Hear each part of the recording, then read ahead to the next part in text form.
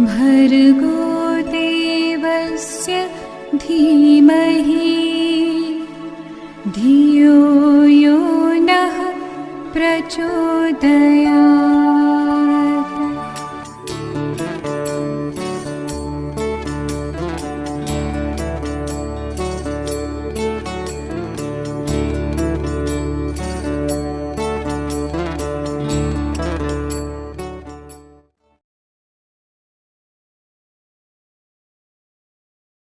अब अकाल पड़ने जा रहा है। ये सब कुल मिला करके ये सब हमारे वर्तमान समय का, समाज का विकराल संकट है। मैं समझती इस बात को हर कोई महसूस करता है और इसको स्वीकार करेगा। तो आशा की एक किरण है। हम आशा की किरण इसको क्यों कह रहे हैं? क्योंकि पहले गुरुकुल शिक्षा पद्धति जो होती थी, उस गुरुकुल शिक्षा पद्धति के परिणाम स्वरूप हम सब काफी हद तक सफल थे। हमारे पास ऐसी शानदार नस्ल तैयार होती थी, पीढ़ी तैयार होती थी, जो आगे हमारी संस्कृति को बढ़ाती थी, मनुष्यता को निहाल करती थी। लेकिन बीच में जैसे एक अंधकार काल आ गया। ऐसी स्थिति में एक विधा है जो आशा की किरण है, वह है बाल संस्कार शाला। यह गुरुकुल शिक्षा पद्धति तो नहीं है, लेकिन गुरुकुल शिक्षा पद्धति का एक नवीन संस्करण कह लीजिए, उसका लघु रूप कह लीजिए, उसकी आंशिक पूर्ति अवश्य इसमें हो सकती है, होती। और पंडित श्री राम शर्मा आचार्य हैं, गायत्री परिवार के संस्थापक। उन्होंने भी इसके संबंध में काफी कुछ बात कही है। उन्होंने एक समय कहा कि देश में सब कुछ है, बस व्यक्ति नहीं। कहने को तो लोग बहुत हैं, जनसंख्या भी दिनों दिन बढ़ती चली जा रही है, पर खरे परखे उच्च स्तरीय व्यक्ति नहीं है। आज के हिंदुस्तान में सब है, लेकिन न गांधी है, न सुभाष, न लोकमान्य तिलक है, न तो सुभाष चंद्र बोस, न स्वामी विवेकानंद। पर वो आध्यात्मिक व्यक्ति थे, उनके पास आध्यात्मिक ऊंचाई थी। उन्होंने अपने स्वयं के तप के द्वारा उन्होंने कहा, आश्वासन दिया कि हम गढ़ेंगे और इस शरीर को छोड़ने के बाद करेंगे, अपने तप के आधार पर, अपनी सूक्ष्म शक्तियों के आधार पर। वो अकेले नहीं, उनके समान अनेक सूक्ष्म शक्तियां जो अंतरिक्ष में विद्यमान है, उन्होंने उसका भरोसा दिलाया आध्यात्म पर विश्वास करने वालों को। हम उस पर विश्वास ना भी करें तो हम अपने ऊपर विश्वास करें कि हम जो कर सकते हैं वो तो करेंगे। हमारी अपनी क्षमता, हमारा अपना ज्ञान, हमारी अपनी प्रतिभा, हमारी अपनी संवेदना तो हमारे साथ है। हम करेंगे, जो कर सकते हैं वो हम करेंगे अवश्य। और इसीलिए उन्होंने इस बात को कहा कि जितने भी जो सांस्कृतिक और धार्मिक मंच हैं, लोग जिस धार्मिकता से जुड़े हुए हैं, किसी भी पंथ से, संप्रदाय से, या जो पढ़े लिखे समुदाय के लोग हैं, वो सारे पढ़े लिखे समुदाय के लोग चाहे बड़े बड़े काम करें, बहुत अच्छी बात, लेकिन एक काम जरूर करें। क्या करें? अपने भवन में, अपने घरों में, अपने संस्थानों में, अपने शक्तिपीठों में, जो भी उनका अपनी प्रॉपर्टी होगी, उसमें एक बाल संस्कारशाला का संचालन अवश्य ही करें, अवश्य ही करें। कुछ बच्चों को लेकर अपने जीवन काल में यदि हमने 5 बच्चे को भी अगर सही दिशा दे दी तो समझ लीजिए कि हमने बहुत बड़ा काम कर लिया। उसका उद्देश्य क्या है? जिस बाल संस्कारशाला की बात कर रहे हैं, बाल संस्कारशाला का उद्देश्य है बालकों में दिव्य गुणों का, जो दिव्य गुण उनके पास जन्मजात प्रकृति प्रदत्त मिला हुआ है, उसका विकास करना, उनको लक्ष्य तक पहुंचाने के लिए लक्ष्य भेदी बनाना, लक्ष्य तक पहुंचाना, संस्कृति का ज्ञान करा करके उनका रक्षक बनाना, वो संस्कृति के अनुरूप पनपे स्वयं भी और उनकी रक्षा करने वाला हो, उनको स्वाध्याय बनाना, स्वावलंबी बनाना, स्वयं सेवी बनाना। अधिकारी तो बनना होगा, बन जाएगा, बहुत अच्छी बात, शुभकामना उसके लिए, लेकिन उससे पहले वो स्वयं सेवी बने। उनके भीतर जो कला कौशल है, कार्य कौशल है, उसको बढ़ाना, रचनात्मक शैली को बढ़ाना, उसके द्वारा उनके भीतर के मानवीय गुणों को उभारना और शानदार व्यक्तित्व का निर्माण करना। लोग देखें तो कहें कि अरे वाह, लाखों में एक है ये बच्चा, चमकदार हीरा, उसकी अलग एक पहचान हो, इस प्रकार से वो बन सके, ये उद्देश्य है। तो बाल संस्कार शाला की हम अगर कहते हैं कि हाँ हमें चलाना है बाल संस्कार शाला या हमें लगाना है, तो कैसे करेंगे? मेरे ख्याल से इतनी बातें होने के पश्चात आप सबका मानस बन गया होगा कि बाल संस्कार शाला चलाना चाहिए। मैं पूछ रही हूँ आप लोगों से। है ना। ये आवश्यकता है, ये टाइम पास वाला काम नहीं है। हमारा अस्तित्व संकट में है, मनुष्यता संकट में है, संस्कृति संकट में है। एकमात्र काम है हमारा उसको बचाना। उसके लिए ये जो विधा हाथ लगी है, इसके ऊपर हमें काम करना चाहिए पूरी ईमानदारी से। तो इसकी ड्यूटी पुराना बना हुआ है, तो वो बाल संस्कारशाला फील्ड में बाहर करने का है। और ये बड़ी खुशी की बात है, हम लोग बड़े सौभाग्यशाली हैं कि हम लोग किसी स्कूल में टीचर हैं चूँकि, और वहाँ पर बच्चे हैं जिनको कहीं ढूंढना नहीं पड़ेगा, इकट्ठा करने की मशक्कत नहीं करनी पड़ेगी। हमारे पास बच्चे भी हैं, हमारे पास बिल्डिंग भी है, और हम तो वही नौकरी करते हैं, वो हमारी आजीविका भी है। हमें अलग से कोई समय भी उनके लिए देना नहीं पड़ेगा। एक तरीका ये भी है, लेकिन उसको ज़्यादा परफेक्ट बनाना है, उसको ज़्यादा ऊंचाई तक पहुंचाना है, तो हम उसको फील्ड में ले जा करके भी काम कर सकते हैं। हम दोनों तरीके से बात करेंगे। तो पहले आए इस तरीके से, हम यदि बाल संस्कारशाला चलाना है हमें चाहते, तो उसकी पूर्व तैयारी करनी होगी हमें। अब क्या क्या पूर्व तैयारी करनी होगी? मेरे पास एक मार्गदर्शिका है, ये मार्गदर्शिका धोखे में रह गए, आज ये नहीं आ पाया, ये कल आपको उपलब्ध हो सकती है। जितनी बातें मैं कर रही हूँ लगभग इसमें लगभग सारी बातें आपको इस मार्गदर्शिका में मिल जाएंगी। मुख्य बात है कि हम इसको हृदयंगम करें, स्वीकार करें और मानस में अपनी तैयारी करना आरंभ कर दें कि मैं क्या करूं, मैं किस तरह से मैं रणनीति बनाऊं। तो रणनीति बननी शुरू हो जानी चाहिए हमारे दिमाग में। क्या क्या तैयारी? सबसे पहले स्थान में सार्वजनिक स्थान सबसे महत्वपूर्ण है। मंदिर, विद्यालय, ग्राम पंचायत का भवन है, सांस्कृतिक भवन हो सकता है, आंगनबाड़ी का भवन हो सकता है। अगर नहीं मिला तो किसी परिजन, कोई व्यक्ति है गांव में जिनके पास में बड़ा घर है, तो उनके घर का एक बड़ा मकान, बड़ा हॉल, एक जिसमें लगभग 30-40 बच्चे आराम से बैठ सकें, उनको बिठाया जा सके, ऐसा एक स्थान। तो सार्वजनिक स्थान सबसे अच्छा होता है, क्योंकि सार्वजनिक स्थान में हर कोई अपने बच्चे को भेजते हैं। अभी मैं स्कूल की बात नहीं कर रही, यहाँ स्कूल जो लिखा है, मंदिर, विद्यालय लिखा है, उसका मतलब ये है कि संडे के संडे जब लेंगे तो हम विद्यालय भवन को ले लेते हैं एक दिन के लिए। एक दिन मतलब 2-3 घंटे के लिए, 2 घंटे की क्लास होती है कुल मिला करके, और आधे घंटे आगे पीछे करने की व्यवस्था बनाने के लिए ले लिया जाता है। अगर नहीं मिलता है तो किसी का व्यक्तिगत मकान ले लेते हैं। आवश्यकता है शांत एकांत जगह हो, हवादार कमरा हो, हॉल हो, और बच्चों को खेलने खिलाने के लिए, खेल बहुत ज़रूरी होता है, तो उनके लिए थोड़ा खुला स्थान ज़रूर हो। विद्यालय परिसर में चूँकि खेलने के लिए पर्याप्त स्थान होता है, इसलिए उसको अपन प्रेफर करते हैं।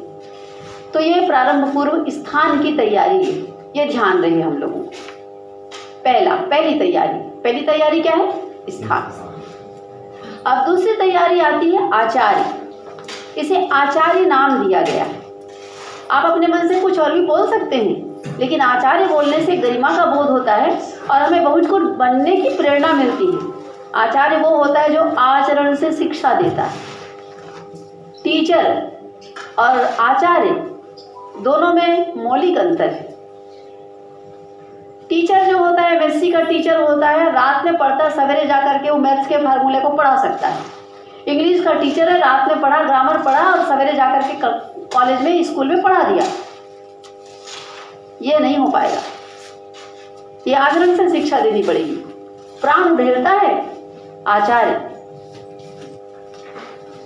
अपने भीतर से आह्लादित होकर के अपने भीतर की समझ को उसके भीतर डालता है, इसलिए उसको आचार्य कहा जाता है। आचार्य का जो स्थान है वो ऊंचा है, और आचार्य की जो इज्जत है वो भी बहुत ऊंची है। पढ़ाने वाले कौन हो सकते हैं? 2 कम से कम होने चाहिए। एक उनका सहयोगी हो, क्योंकि सब लोगों के साथ में आई कांटेक्ट नहीं बना पाएगा एक ही व्यक्ति 30-30, 40-40 लोगों से। सेवाभावी होना जरूरी है। सरकारी काम करने वाले के समान मानसिकता वाला होने पर कुछ दिन के बाद में वो सब समाप्त हो जाएगा, ज़्यादा दिन नहीं टिक पाएगा। सेवाभावी हो, भाव संवेदना से पूर्ण हो, मेरे बच्चे हैं, ये मेरे राष्ट्र के बच्चे हैं, जैसे अपने घर के बच्चों की चिंता करते हैं उस प्रकार से मुझे अपने देश के बच्चों की चिंता है, ये मेरे देश के भविष्य हैं, ये संवेदना उसके भीतर में होनी चाहिए। और पढ़ाने वाला जो है वो न्यूनतम 11वीं 12वीं क्लास पढ़ा हुआ हो। हम लोग तो अवैतनिक सेवा है। और जैसे स्कूल खुलता है से लेकर के जब स्कूल में एग्ज़ाम का टाइम आता है, लगभग फरवरी में परीक्षाएं आरंभ होती हैं, तो तब तक के इसको चलाया जाता है। उसके पहले इसको बंद कर देते हैं सुविधा के लिए, केवल सुविधा के लिए, ताकि परीक्षा में वो एक चित्त होकर के ध्यान फोकस करें अपना। और फिर से जब स्कूल खुलता है तो स्कूल खुलने के बाद में फिर से ये खुल जाता है। तो इस तरीके से ये इसकी अवधि जो है वो ऐसी। अब जब संस्कारशाला संचालन के लिए सामग्री की आवश्यकता है, तो क्या सामग्री? स्कूल में तो कोई सामग्री की जरूरत है नहीं। टेबल चेयर लगा हुआ है, टाट पट्टी बिछी हुई है, जिस प्रकार की व्यवस्था है वो तो बनी हुई है, उसमें कोई दिक्कत नहीं है। एक्स्ट्रा कुछ करने की आवश्यकता है नहीं। केवल 2 शिक्षकों को आचार्य के रूप में वहाँ पर सेवा देने की जरूरत है। लेकिन अन्य जो चीज़ें हैं बाहर करेंगे यदि, तो 2 कुर्सी, बिछावन हेतु दरी, टाट पट्टी, चौक, डस्टर, श्यामपट्ट, फ्लैक्स, बोर्ड, पीने का पानी, शौच की व्यवस्था, ये देखना होगा।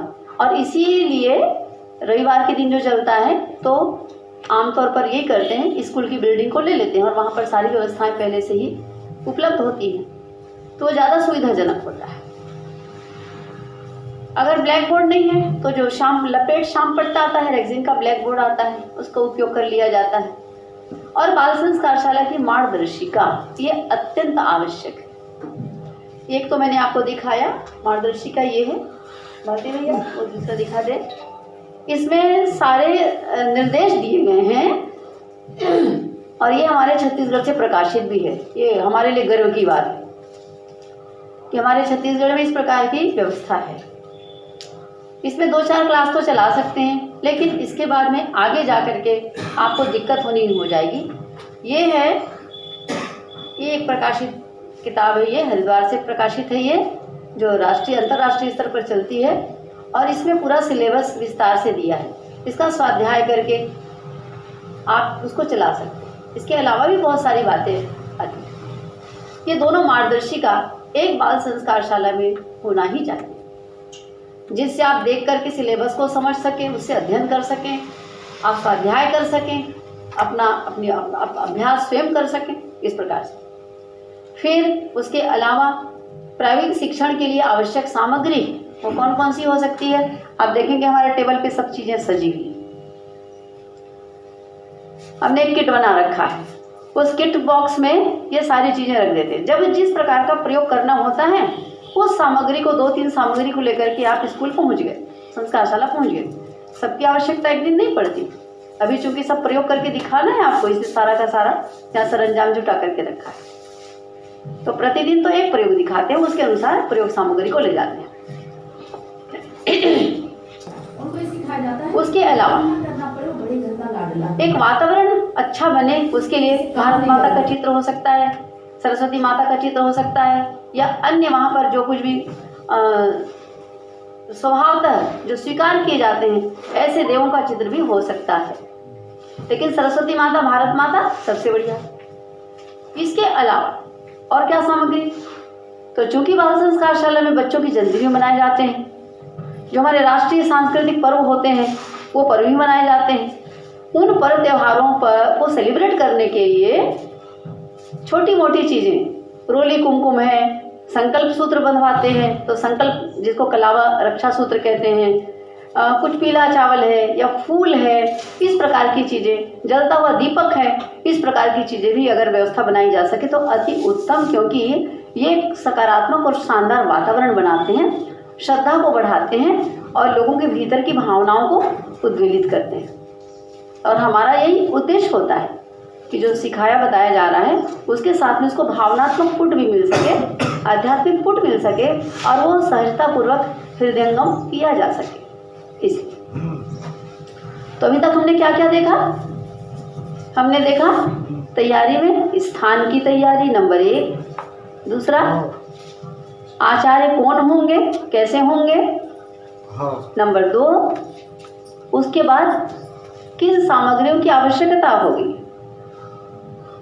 जिनकी व्यवस्था बनाने की जरूरत है, वो है ये संचालन है तो आवश्यक सामग्री। आप अपने परिवेश विद्यालय या जिस स्थान पर आप चलाएंगे वहाँ पर उनके अनुकूल क्या चीज़ हो सकता है उसे ध्यान में रख करके इनमें से उन सामग्रियों को आप स्वीकार करके बेहतर से बेहतर व्यवस्था बना सकते हैं। अब उसके पश्चात आता है जिन बालकों को हमें पढ़ाना है, शिक्षण देना है, ये जो मूल्य आधारित शिक्षा, तो वो मूल्य आधारित शिक्षा देने के लिए बच्चों का वास्तविक उम्र क्या होना चाहिए और उनको पंजीयन करना है तो पंजीयन कैसे करेंगे, ये महत्वपूर्ण बात है। तो इस क्रम में मैं कहना चाहूँगी कि यदि प्राइमरी स्कूल के टीचर्स हैं, हम प्राइमरी स्कूल में हमारे बच्चे 4ठी-5वीं क्लास में होते हैं, तो 4ठी और 5वीं क्लास के बच्चों को ले लिया जाए। छोटे बच्चों को भी लिया जा सकता है, लेकिन उन बच्चों को सहेजना बड़ा कठिन होता है और उनके लिए हम केवल एक आध कहानी सुनाकर या उनको कुछ ड्रिल करा करके या खेल खिला करके उनकी छुट्टी करनी पड़ेगी, क्योंकि उनका जो मानस होता है वो स्थिर नहीं रहता। किसी बात को समझने के लिए ध्यान केंद्रित करके बहुत देर तक नहीं बैठ पाते छोटे बच्चे, चपलता चंचलता ज़्यादा होती है उनमें। तो वास्तव में बालकों का जो लेकर के 8वीं क्लास तक किया जाता है, तो बच्चों में चिंतन मनन करने की थोड़ी सी उसमें विश्लेषण करने की, समझने की जो क्षमता होती है वो बढ़ चुकी होती है, तो वो इसको बहुत अच्छे तरीके से समझ पाते हैं। लेकिन छोटी क्लास के बच्चों को भी किसी न किसी तरीके से एंगेज करके इनमें से आप उनको शिक्षण दे सकते हैं और छोटे बच्चों को शिक्षण देना ज़्यादा कारगर होगा, क्योंकि बच्चे जितने छोटे रहेंगे उतना जल्दी वो सीखेंगे। अनुकरण क्योंकि छोटे बच्चे ही ज़्यादा करते हैं, इसलिए ये ना समझा जाए कि यहाँ पर 5वीं से 8वीं क्लास के बच्चों की बात कही जा रही है तो छोटे बच्चों की आयु तो ऐसी निरर्थक है तो उनको छोड़ दिया जाए, ये ना सोचें। तो अधिकतम एक क्लास में हमें 25-30 की संख्या में बच्चों से हम बहुत अच्छे तरीके से एक आचार्य जो है वो आई कांटेक्ट बना करके उनको शिक्षित कर सकता है, प्रशिक्षित कर सकता है, उनको रुचिकर बना सकता है, उतने को सहेज सकता है। उससे यदि ज़्यादा की संख्या बनती है तो ज़्यादा की संख्या को आई कांटेक्ट बनाने में थोड़ी दिक्कतें होने लगती है।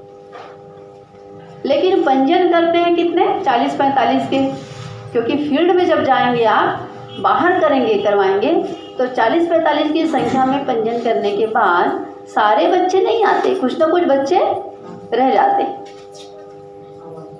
अभी सरकारी आदेश मिला है तो आप सब लोग यहाँ आए जितने लोग को आदेश मिला होगा, लेकिन अगर स्वैच्छिक कर दिया जाता तो मैं नहीं समझती कि सारे लोग आते। बस यही स्थिति सब जगह लागू होती है। तो पंजीयन करा भी लेते हैं बच्चे तो उसके बाद भी वो किसी न किसी कारण से रह जाते हैं, इसलिए अधिकतम 40-45-50 तक पंजीयन कर लिया जाता है ताकि घट करके वो 25-30 में आ जाए तो भी कोई बात नहीं। आयु वर्ग इसी प्रकार से 10-12 वर्ष की उम्र, 9 से लेकर के 12 वर्ष, अधिकतम 12-13, 8वीं क्लास की उम्र तक। तो ये पंजीयन की आयु है और उनकी संख्या है। अब आते हैं पंजीयन की प्रक्रिया।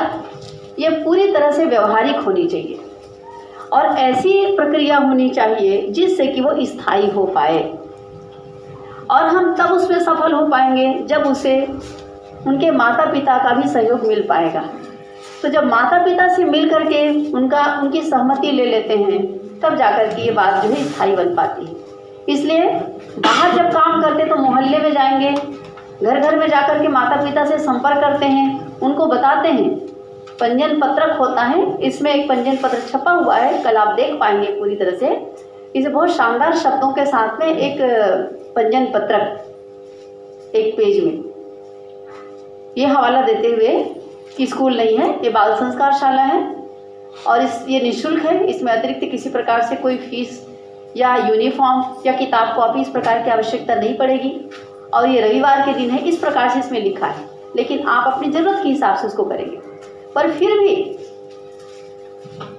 यदि माता पिता से बाल संस्कार शाला में पढ़ने के दृष्टिकोण से आपने अभिभावकों से भी चर्चा कर लिया, मशविरा कर लिया और उनके सहयोग का यदि सहारा भी लिया तो निश्चित रूप से हमारे द्वारा की गई उनकी भी जो सेवा है वो 24 कैरेट की हो पाएगी, पूरी तरह से सफल हो पाएगी। अन्यथा अगर माता पिता उस पर ध्यान नहीं देंगे तो वो अधूरा ही रह जाता है। उसका पूरा उल्लेख उसमें किया गया है।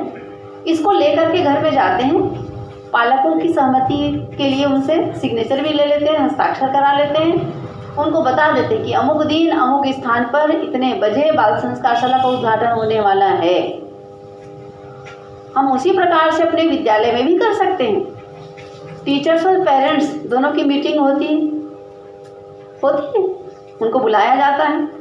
ये इतना महत्वपूर्ण मुद्दा है, इस पर बच्चों के नाम से पालकों की सहमति ली जानी चाहिए जरूर। ये बहुत कारगर होगा और वो समझ पाएंगे कि स्कूल में इतना अच्छा काम भी होता है, अभी तक तो हुआ नहीं था। बहुत अच्छी बात है, उसको अपन नहीं कह सकते, कोई बुराई उसमें है नहीं, अच्छाई ही है। तो भारतीय वेशभूषा में हो और संस्कारशाला का जिस दिन उद्घाटन हो उस दिन बालक भी हो, पालक भी हो, गणमान्य नागरिकों को भी बुलाया जाए। किसी अतिथि को आमंत्रित कर सकते हैं, अतिथि को भी आमंत्रित कर लिया जाए। स्कूल में कर रहे हैं तब भी और बाहर फील्ड में कर रहे हैं तब भी, दोनों स्थिति में ये बहुत अच्छा होगा। और एक छोटी सी कर्मकांडात्मक प्रक्रिया के द्वारा उनकी भावनाओं को उभारने के लिए उनको तिलक रोली लगा करके, हाथ में रक्षा सूत्र बांध करके, उनको संकल्पित करा करके, यदि ये स्वीकार्य है स्कूल में तो आपके ऑफिसर्स को और लोगों, मैंने पहले ही कहा, अपनी परिस्थितियों को ध्यान में रख करके जो कुछ भी स्वीकार करने योग्य हो बीच का रास्ता निकाल लिया जाए।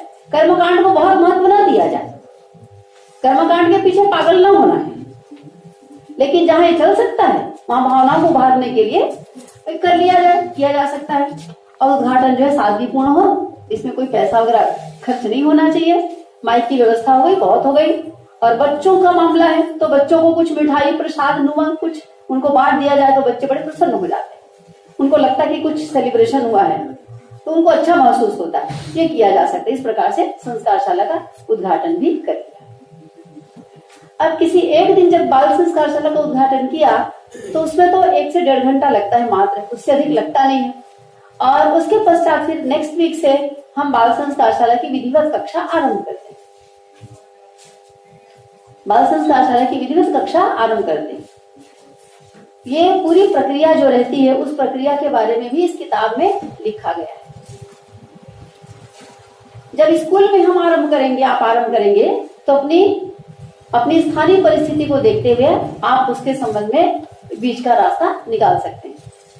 आचार्य किस प्रकार से हो जिससे ज्यादा प्रभावशाली उनकी भूमिका बनती है उसे भी हम समझ लें।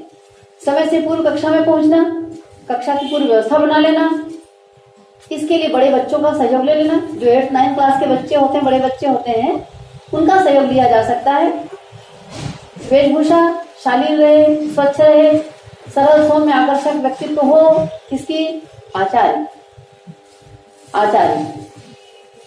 बच्चों को नाम सहित बुलाएं, स्वयं अभिवादन करें, बच्चों को नाम लेकर के बुलाएं, बल्कि दीदी भैया शब्द का प्रयोग करें। और अच्छी बात, हमारे एक बड़ी खराब संस्कृति पैदा हो रही, फ्रेंड कहने की। मुझे इस पर बड़ा ऑब्जेक्शन होता है। ये मेरा व्यक्तिगत विचार है, कोई जरूरी नहीं कि आप मेरे विचारों से समझें। छोटे छोटे बच्चे या युवा हर किसी को फ्रेंड कहते हैं। फ्रेंड ठीक है, लेकिन लड़की भी फ्रेंड और लड़का भी फ्रेंड, और ये अंत में जाकर हो गया गर्लफ्रेंड और बॉयफ्रेंड। और वो इस तरीके से हमारी संस्कृति को चौपट किया है। मैं समझती हूँ कि आप सब लोग इसको बहुत हृदय से इसको स्वीकार करेंगे और इससे बहुत पीड़ित भी होंगे आप। तो इसके पीछे एक मर्म है कि हम छोटे बच्चों को कहें कि बेटा सब लोगों को भैया बोलना है, दीदी बोलना, तो हम बोलेंगे तो बोलेंगे राजेश भैया, मालती दीदी, हम भी बोलेंगे तो बच्चे भी बोलेंगे और नाम लेकर के बोलेंगे। तो एक कल्चर, एक संस्कृति पैदा होगी जिसमें कि लोग आपस में एक रिश्ते को स्वीकार करेंगे, कि उस प्रकार की भावनाओं में आएंगे। आप ये कह सकते हैं कि बोलने से क्या होता है? भाषा का एक विज्ञान होता है। जैसे शब्द उच्चारित किए जाते हैं उस शब्दों के अनुसार भाव पैदा होते हैं। आप महसूस करेंगे, आप किसी को भाई साहब बोलेंगे, किसी को भैया बोलेंगे, किसी को सर बोलेंगे, आपके भाव बदल जाते हैं। किसी को आप बहन जी बोलेंगे, किसी को दीदी बोलेंगे, किसी को मैडम बोलेंगे, मैम बोलेंगे। आप स्वयं देखिए, आपके भाव कुछ न कुछ तो अलग होते हैं, भिन्न होते हैं। मैं अच्छे बुरे की बात नहीं कर रही, भावों की भिन्नता की बात कर रही। तो भावों की जो पवित्रता है, संबंधों की जो पवित्रता है, यदि उस दृष्टिकोण से देखा जाए तो जो दीदी भैया शब्द है, यदि हम अपने नौनिहालों को सिखाते हैं तो इसके दूरगामी परिणाम होते हैं। जरूर आप इस बात से सहमत होंगे मेरे ख्याल से। प्राथमिक स्तर बच्चों को हम स्नान करके स्वच्छ शालीन कपड़े पहन करके आने के लिए कहें। बच्चे स्वयं अनुशासित हों इसका प्रयास करें। जबरदस्ती जिसे वो डंडा मार करके अनुशासित करना होता है ना, डांटना फटकारना, और स्कूलों में तो कई अरे तरे अबे तबे सब चलता रहता है, ये बड़ा गड़बड़ है, ये त्याग। कक्षा में अनुशासन प्रेम से ही हो, दंड से बिल्कुल भी नहीं। अगर दंड देना जरूरी है तो एक आंख दंड की, सुधार की, दंड माने सुधार, और दूसरी आंख प्यार की, ये रखना जरूरी है। जितना उनको दंडित किया, जितना उनको डांटा फटकारा, तो भाई उतना उसको सहला भी लिया, उनको प्यार भी कर लिया, ताकि प्यार जो है उसका स्तर जो ऊपर रहे और बच्चे में कोई भय की भावना ना आए। नहीं तो स्कूल में तो यही होता है, कई बार कई स्कूलों में कई टीचर से बच्चे इतने डरते हैं कि उस स्कूल के टीचर के भय से बच्चा स्कूल जाने से कांपने लगता है, ऐसा भी देखा गया। या वो उसके पीरियड को फिर वो नहीं अटेंड करना चाहता, तो ये ना हो। यहाँ पर इस प्रकार की चीजें तो काम आएंगी नहीं। फिर कक्षा के दौरान बच्चों पर पैनी दृष्टि रखी जाए कि बच्चा उसको सीख रहा है कि नहीं, समझ रहा है कि नहीं। क्यों? क्योंकि सरकारी काम है नहीं है, भले ही आप सरकारी ट्रेनिंग में आए हैं, आप सरकारी काम के तहत आप आगे जाकर के स्कूल में आप बाल संस्कारशाला खोलेंगे भले ही, लेकिन सफलता सरकारी तरीके से नहीं मिलने वाली है। ये हृदय खोलने की बात है। तो बच्चों पर अनुशासन यदि रखें, पैनी दृष्टि रखें, तो वहां पर हमारी भीतर जो प्रेम है, एक तरह का प्यार वात्सल्य का भाव है बच्चों के प्रति, वो हो। उसी तरीके से पैनी दृष्टि रखें और इस बात को ध्यान में रखें कि कहने का जो प्रभाव है वो नहीं होता, करने का प्रभाव होता है। कहने का प्रभाव बहुत कम होता है, होता तो है, बाद में होता है, बहुत कम होता है। एक खेल खिलाया जाता है, आप लोगों ने खेल खेला होगा, मेरे साथ खेलिए आप। आइए, मोबाइल रख दीजिए नीचे, दाहिना हाथ खाली रखिए, आप दाहिने हाथ का उपयोग करेंगे। मैं जैसे बोलूंगी वैसा करेंगे, जल्दी जल्दी फटाफट, है ना। सिर में हाथ रखिए, माथा छूइए, नाक छूइए, कान छूइए। कई लोग ये भी कर दिए क्यों? मैंने बोला कान, ये बोला जरूर, लेकिन ये है ना। तो जो बाल मन जो होता है, बालकों की जो प्रवृत्ति होती है, वो विचार करने वाली होती नहीं है। वो सुन करके जो सुनते हैं उसको नहीं करते, विचार नहीं करते। वो जो देखते हैं उसका अनुकरण करते हैं। विचारों का अनुसरण होता है, वो परिपक्व होने के बाद होता है। इसलिए तो कहने से करने का प्रभाव अधिक होता है। मैं उदाहरण बताऊं आपको कि डोंगरगांव की बात है, बाल संस्कारशाला चलती थी। वहां पर एक हमारी शिक्षिका थी, स्कूल में पढ़ाती भी थी और बाल संस्कारशाला पढ़ाने के लिए बड़े मन से आती थी। लेकिन एक बड़ा उसके साथ में था कि वो थोड़ी फैशनबाज भी थी तो पूरा लिपस्टिक भी और वो सब सारा जो कुछ भी है आमतौर पर जो महिलाएं करती हैं वो सारा करके आती थी। तो मैं तो संडे को नहीं रहती थी डोंगरगांव में, क्योंकि भिलाई मेरा घर है। तो मैं और ये सब कैसे दिखाई दे रहा है भाई, ऐसे कैसे कैसे हो गया ये सब, ऐसा तो नहीं सिखाया था आप लोगों को। हंसने लगी वो, बोली दीदी वो पढ़ाने वाली ऐसी है तो बच्चे लोग और कैसा करेंगे। तो कैसा है तो उन्हें बताया, नेल पॉलिश से लेकर के लिपस्टिक से लेकर के ये सब सब सब सब होता है। तो लड़कों में भी हो सकता है। आजकल लड़कों का कट कैसा रहता है देखिए ना, उनका ड्रेस कैसा रहता है। सब लड़के लड़कियां सब एक ही प्रवाह में प्रवाहित होते हैं। तो ये कहने से करने का प्रभाव अधिक होता है। उसका मतलब यही है कि जैसा आचार रहेगा, जिस प्रकार का, जैसा दिखाई देगा और जैसा बोलेगा, जैसे शब्दों को बोलेगा, उसी प्रकार से वो भी करेंगे। एक टीचर देखे हमने, और मैडम थी वो भी, तो उनको कुछ प्रॉब्लम था, इधर नस का प्रॉब्लम था। नस का प्रॉब्लम था तो ऑटोमेटिक उसका गर्दन जो है वो ऐसे ऐसे होता था, ऐसे ऐसे होता था, ऐसे। तो उसके स्कूल के बच्चे जो थे, वो एक बच्चा वो ऐसी करता था। तो घर में जब उनके माता पिता ने देखा कि क्या बात है, इसको कुछ गड़बड़ है, तो डॉक्टर के पास उसको ले गए। तो डॉक्टर तो कुछ कर नहीं पाए, मनोवैज्ञानिक के पास ले गए। तो पूछा उनको, ये बच्चा स्कूल जाता है, कौन इसके दोस्त हैं, कौन इसके टीचर हैं, कोई ऐसा करता तो नहीं होगा। तो बाद में समझ में आया उसी स्वयं की जो टीचर थी उसको ये मतलब प्रॉब्लम था, उसको शारीरिक तकलीफ थी तो वो करती थी। तो बच्चा ये समझ करके कि ये स्टाइल जो है, ये आइडिया, ये स्टाइल जो है वो अच्छा है, अच्छा है सोच करके बच्चा करता था। होता ही है। और यहाँ तो बहने नहीं है। अब दुख की बात है, जिस प्रकार का वेशभूषा ये हमारी टीचर्स बहनें पहनती हैं, जिस प्रकार का कट मार करके, उसका अनुकरण सब लड़कियां करती। अब बोलने में शर्म आती है, आप लोग भाई लोग, लेकिन ये हमारे लज्जा की बात है। ये बिल्कुल सत्य बात है, कहने से करने का प्रभाविक होता है। और आचार्य जो होता है वो आचरण से सिखाता है। और ये जो शिक्षाएं हैं वो तो बिल्कुल आचरण की गहराई से जुड़ी हुई है। तो यहाँ पर ध्यान देने की जरूरत है। अब अगली बात आते हैं, कक्षा की तैयारी करें कैसे। पढ़ाने जाते हैं तो भाई तैयारी करके, जो एक समझदार, एक कर्तव्यनिष्ठ, जो जिम्मेदार जो टीचर होता है वो जरूर तैयारी करके जाता है, बिना तैयारी के नहीं जाता वो। और मेरा तो अनुभव है कि 15-15, 20-20 साल भी कॉलेज में पढ़ाते हो जाने के बाद भी एक अच्छा प्रोफेसर है, वो अपनी पूरी तैयारी करके जाता है। तैयारी करके जाता है, बच्चों को क्वेश्चन करने के लिए घुसाता है और उनके जितने भी डाउट्स होते हैं उनको क्लियर करता है, उनके प्रश्नों का जवाब देता है, समाधान करता है और बच्चों को आमंत्रित करता है कि अपने टीचर के कान नोच के खा जाएं। वही अच्छा टीचर है। तो उनको तैयारी करके जाना है। तो तैयारी करने के क्रम में हम बाल संस्कार शाला की तैयारी कैसे करें। एक तो ये जो दोनों मार्गदर्शिका आपको दिखाया, इन दोनों मार्गदर्शिकाओं को हम अध्ययन कर लें। इसमें 4-6 बार लिखा है, मैं कहती हूँ 2 बार भी देख लें। एक बार सरसरी निगाह से देख लें और दूसरा समझ करके जो करना है हमें उस तरीके से इसका अध्ययन कर लें, तो आप दूसरों को प्रशिक्षित आसानी से कर सकते हैं। मैंने पत्र में देखा, उसमें लिखा था कि जो यहाँ आएंगे प्रशिक्षित होंगे और दूसरों को भी प्रशिक्षित करेंगे। तो ये निश्चित रूप से इस मार्गदर्शिका का यदि आप भली भांति अध्ययन करते हैं, स्वाध्याय करते हैं, तो उसके आधार पर आप प्रशिक्षित कर पाएंगे और स्वयं संचालित करवा भी सकते हैं, कर भी सकते हैं। जहां क्लास लगेगी हमारी, उस क्लास में आवश्यक फ्लेक्स, चार्ट ये लगाया जा सकता है। एक तो ये है जो 2 घंटे क्लास को ये जो चिन्हित करता है, इससे क्या होता है, जो पढ़ाने वाला आचार्य है वो भटक नहीं पाता।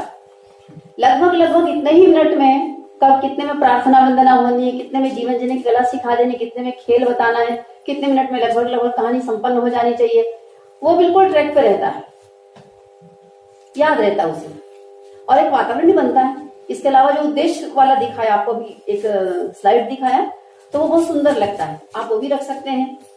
आप ये भी लिख सकते हैं कि अमुक स्थान पर बाल संस्कार शाला निःशुल्क संचालित है, ऐसा भी कर सकते हैं। और स्कूल है तो स्कूल में तो कुछ करने की आवश्यकता नहीं है। हाँ, लेकिन स्कूल में आप एक डेकोरेशन के तौर पर जो कुछ भी विधा हमारे स्कूल में, कॉलेज में चलती है, तो हम लोग उसको फोकस करते हैं सामने। जैसे एनएसएस चल रहा है आपके यहाँ, तो एनएसएस का एक मोनो बना हुआ रहता है, फ्लेक्स बना हुआ रहता है। उस प्रकार से बाल संस्कार शाला का मोनो, बाल संस्कार शाला का फ्लेक्स आप बड़ा बनवा करके उसको टंगा भी सकते हैं और ये बहुत अच्छा लगता है। फिर दूसरी बात, आचार्य डायरी। जैसे हम लोग अपना टीचिंग प्लान बनाते हैं, पढ़ाने जाते हैं, तो पहले टीचिंग प्लान हमारा होता है, तो टीचिंग प्लान हमारा होना जरूरी, उसी को आचार्य डायरी कहा गया। तो 2-3 दिन पूर्व तैयार कर लेना चाहिए। यहाँ तो 1 दिन लिखा है, वो इसलिए क्योंकि अकेला पढ़ाने वाला है। लेकिन जब आप 2 लोग पढ़ाने वाले हैं या अकेले भी हैं, तो अपनी तैयारी के हिसाब से आप कम से कम 2-3 दिन पहले सोच लें। और प्रत्येक कक्षा के लिए आचार्य डायरी जरूर, टीचिंग प्लान जरूर बनना चाहिए। यदि एक ही क्लास को 2 आचार्य मिल करके पढ़ाना है, तो देखिए ऊपर से नीचे तक 2 घंटे क्लास है, तो डिवाइड कर लेंगे, दोनों टीचर, दोनों आचार्य डिवाइड कर लेंगे इसको। कौन प्रथम कालखंड पढ़ाएगा, जिसकी प्रार्थना वंदना संस्कृत के उच्चारण अच्छे हैं लगभग, तो उनको प्रथम कालखंड को दे देंगे। जिनका एक्सप्लेनेशन बहुत अच्छा है या जिनको रुचिकर लगती है वो कर लेंगे। इस प्रकार से वो डिवाइड कर लेंगे। और अंततः हमारा प्रत्येक आचार्य वो नंबर 1 होना चाहिए, जो कि सारे ऊपर से लेकर के नीचे तक के सारी विधाओं को भली भांति सिखा सके या उसको संचालित करने में वो नंबर 1 हो सके। इस प्रकार से तो परस्पर कार्य विभाजन कर लेंगे। बच्चे तब बढ़िया सीखते हैं जब बच्चों के साथ बच्चे बन जाते हैं। मैं तो केबीसी को देख करके बोल रही हूँ, इतना बड़ा आदमी अमिताभ बच्चन को देखिए आप, कि बच्चों वाला एपिसोड मैंने देखा था, कुछ एपिसोड, बच्चों के साथ बच्चों के समान बातें करते हैं, कितना आनंदित होते, कितना प्रसन्नचित होते हैं। छोटे बच्चों के साथ में आप उनको गुदगुदाने वाली बातें करिए, उनको उकसाने वाली बात करिए, उनके साथ में आप यदि बाल रूप हो जाते हैं तो बच्चों को बहुत आनंद आता है। मैं बड़ा शिक्षक हूँ, मैं तो बड़ा टीचर हूँ, बच्चे छोटे हैं और मैं बहुत विद्वान हूँ, और इस प्रकार से अगर फीलिंग्स भीतर में है, हम तो बात ही नहीं करेंगे बच्चे। तो आमतौर पे जो सब्जेक्ट पढ़ाने वाला जो टीचर होता है लगभग इसी प्रकार का होता है। हम लोग ऐसे ही रहते हैं, सब्जेक्ट की बात करते हैं, साहित्यिक शब्द बोलते हैं, हर चीजों में टपकता है कि मैं बड़ा हूं, बड़ी हूं मैं, और बच्चा हमसे दूर रहता है। तो एक जो गैप होता है, जैसे मैं यहां खड़ी हूं, आप उधर हैं, हम दोनों के बीच में एक गैप है। ये गैप कितना भरा, इस पर हमारी सफलता टिकी हुई रहती है। सफलता का राज ये, दोनों के बीच का जो गैप है वो गैप नहीं रहना चाहिए। जितने अनुपात में गैप भरता है उतने हम सफल होते हैं अपनी बातों को उसके भीतर प्रविष्ट कराने में। नहीं तो बातें उसके कान से टकराती है और इधर से इधर निकल जाती है। हमें तो हृदय में प्रवेश करना है। तो ये बात यहाँ पर बहुत महत्वपूर्ण है कि क्या करें इसके लिए। तो भाई हम इस प्रकार से उनके साथ बाल रूप हो जाएं कि वो बेझिझक हमारे सामने खुल करके आ सके, बिना मतलब की बात कर सकते हैं। अरे वाह यार, आज तो आज बहुत सुंदर दिख रहे हो, पापा जी ने कब खरीदा इसको, कौन खरीदा, मैं तुम्हारे घर आना चाहता हूँ, तुम्हारे गांव में क्या क्या है मुझे दिखाओगे। आप बिना मतलब की बात करिए, 2-4 लाइन, उनको लगेगा कि मेरे दोस्त हैं। हम लोग जब पुराने समय की बात है तो हम लोग अपने पिताजी से बहुत डरते थे। आजकल के बच्चे अपने पिताजी से नहीं डरते हैं। क्यों? ये राज की बात यही है, उनके साथ में ज्यादा वो बहुत मतलब फ्रेंडली हैं, वो लोग मित्रवत बात करते हैं। तो जब हम मित्रवत बात करेंगे अपने बच्चों से तो वो इसी प्रकार से हो भी जाएंगे। लेकिन इसमें एक बात है, अनुशासन बना रहे। ऐसा ना हो कि अनुशासन की धज्जियां उड़ जाए, क्योंकि कई बार ऐसा भी होता है। एक मैं आपको बताऊं उदाहरण, अभनपुर की ही बात है, शायद हमारे भाई हैं, वो बाल संस्कार चलाते। तो ये सोच करके कि बहुत ज्यादा उनके साथ फ्रेंडली होना है तो बहुत मजाक भी कर दिया करते थे। तो एक बार जब मिले तो बोले, अरे लड़का मन मोड़ घेबे नहीं करे। अरे तो क्या हो गए, लड़का मन मूड में चढ़ जाते, जेब में खीसा में हाथ डाल देते। अरे मेरे भाई, तो हम लोग बोले ऐसा कैसे होता है भाई। तो अनुशासन मतलब एक जो सीमा होती है वो तो रहनी चाहिए, तो वो भी ना टूटे और बहुत ज्यादा दूरी भी ना हो, एक संतुलन बना रहना चाहिए छात्र और अध्यापक के बीच में, जैसे वैसे आचार्य और हमारे बच्चों के बीच में। फिर इसके साथ में कक्षा की तैयारी में बेहतर तरीके से जब कक्षा का संचालन होता है तो जितना ज्यादा बच्चों को पार्टिसिपेशन का मौका मिलता है उतना ज्यादा बच्चों को रस आता है। ये ध्यान रखने की बात है, बच्चों को जितना अधिक रस आएगा, आनंद आएगा बाल संस्कार शाला में, उसमें इंटरेस्ट लेंगे और वो ढूंढेंगे। मैं बताऊं आपको, सत्य बात बताऊं, गर्मी के दिनों बाल संस्कार शाला बंद हो जाती है, कर देते हैं बंद, क्योंकि एग्जाम और शादी ब्याह, गर्मी की छुट्टी वगैरह होती है। और जब खुला नहीं रहता है तो हमारे बहुत सारे ऐसे आचार्य जिनका एक्सपीरियंस है कि गांव में बच्चे उनसे कहते हैं, आचार्य जी बाल संस्कार शाला कब खोलेंगे, हम लोग आएंगे। रुक जाओ बेटा, भी थोड़े दिन रुक जाओ। नहीं, हम लोग घर में बोर हो रहे हैं। तो अभी तुम नाना के घर जाओगे ना, शादी में जाओगे? नहीं नहीं, हम लोग कहीं नहीं जा रहे हैं, हम आएंगे। ऐसे आचार्य क्यों ऐसा होता है? उसका कारण, सबसे बड़ा कारण है, एक तो बाल रूप हो जाते हैं, दूसरा उनको रस आता है। तो रस लाने के लिए एक टेक्निक ये है महत्वपूर्ण, जो अभी बात हुई। और दूसरी बात है कि बच्चों की भागीदारी बढ़ाई जाए। बच्चों को स्वयं को कहानी बोलना है, बुलवाना है, उनको अच्छे प्रसंग बुलवाइए, चुटकुले बोले, गीत गाने बोलिए, कविता बोलने, उनको सुनाने के लिए कहिए। उनका पार्टिसिपेशन जब बढ़ता है तो बच्चों को लगता है कि मेरा कोई वजूद है, मनोविज्ञान काम करता है, तो उनको रस आएगा। और रस आएगा तो वो भले दूसरा सब्जेक्ट नहीं पढ़ेंगे, लेकिन बाल संस्कार शाला जिस समय चलेगी ना, उसमें वो दौड़ करके आएंगे, बैठेंगे। अच्छा, इसमें कोई होमवर्क मिलता नहीं, लिखने वाला कोई होमवर्क नहीं मिलता, कोई पढ़ने के लिए सिलेबस नहीं देते, आप कोई पाठ याद करने की बात नहीं करते, इसलिए उनको रस आता है।